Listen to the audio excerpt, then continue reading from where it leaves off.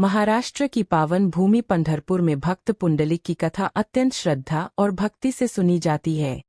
पुंडलिक एक सरल हृदय वाला युवक था, परंतु प्रारंभ में वह अपने माता पिता की सेवा नहीं करता था और सांसारिक सुखों में लिप्त रहता था। एक दिन उसे अपने किए पर गहरा पश्चाताप हुआ। उसने संतों का संग किया और समझा कि माता पिता की सेवा ही सच्ची भक्ति है। इसके बाद पुंडलिक ने अपना जीवन पूर्ण रूप से माता पिता की सेवा में समर्पित कर दिया। वह उन्हें स्नान कराता, भोजन कराता और उनके चरण धोकर ही स्वयं कुछ करता।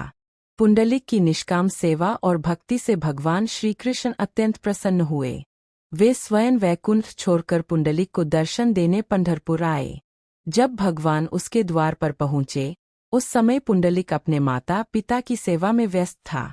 उसने बिना विचलित हुए भगवान से कहा, प्रभु, कृपया इस ईंट पर खड़े होकर थोड़ी देर प्रतीक्षा करें, मैं माता पिता की सेवा पूर्ण कर लूं।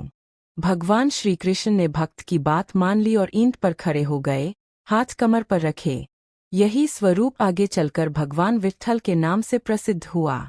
सेवा पूर्ण होने के बाद पुंडलिक ने भगवान के चरणों में गिरकर क्षमा मांगी।